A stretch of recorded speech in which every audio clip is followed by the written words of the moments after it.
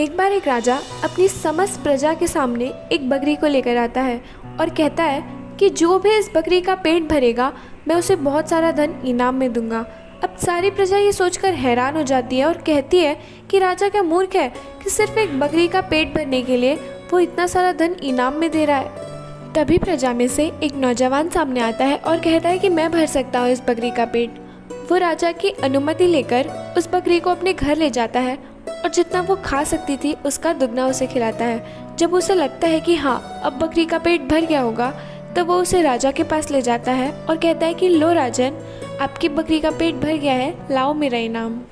तो राजा कहता है कि ऐसे कैसे इनाम दे दूँ, पहले मुझे परीक्षा तो लेने दो। वो उस बकरी के सामने बहुत सारी घास रख देता है और ये क्या, बकरी तो घास खा रही थी, इसका मतलब बकरी का पेट नहीं भरा था। धीरे धीरे यह खबर पूरे राज्य में फैल गई। लोग दूर दूर से उस बकरी का पेट भरने के लिए आते लेकिन सब असफल रह जाते। एक दिन उस राज्य में एक ब्राह्मण आया और दावा करने लगा कि मैं भर सकता हूँ इस बकरी का पेट। राजा उस ब्राह्मण को भी एक अवसर देता है। तभी वो ब्राह्मण कहता है कि मैं इस बकरी का पेट सिर्फ 2 घंटे में भर सकता हूँ। तब राजा सोच में पड़ जाता है और कहता है कि जो कार्य बाकी के लोग पूरा पूरा दिन लगाकर भी नहीं कर पाए, ये ब्राह्मण सिर्फ 2 घंटे में कैसे कर लेगा। ब्राह्मण ठीक 2 घंटे बाद उस राजा के सामने आता है और कहता है कि लो राजन, आपकी बकरी का पेट भर गया है। राजा फिर उस बकरी के सामने बहुत सारी घास रख देता है और ये क्या, इस बार बकरी ने घास को देखते ही अपना मुंह फेर लिया।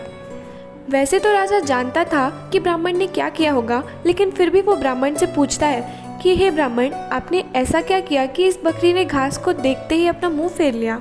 ब्राह्मण कहता है कि पहले तो मैंने एक डंडा लिया और उस बकरी के सामने बहुत सारी घास रख दी। अब जब जब वो बकरी घास खाने को होती तो मैं उसे एक डंडा मार देता। पहले पहले तो बकरी ने बहुत प्रयास किया घास खाने का, किंतु लगातार पीड़ा होने पर एक समय ऐसा आया कि उसने घास खाना ही छोड़ दिया। दोस्तों, यहाँ बकरी हमारा मन है, घास वो चीज़ है जिसे देखकर हमारा मन भटकता है, यानी मोह माया। वो ब्राह्मण हमारी अंतरात्मा है जो कम से कम एक बार हमें ज़रूर सचेत करती है कि जो कृत्य हम करने जा रहे हैं वो गलत है। वो राजा हमारे प्रभु हैं जो सब कुछ जानते हैं, जो सबकी परीक्षा लेते हैं और हमें अवसर देते रहते हैं मोह माया से बाहर निकलने के। माया से बाहर निकलने का केवल एक ही उपाय है, हरि नाम का जाप। हरे कृष्णा, राधे राधे।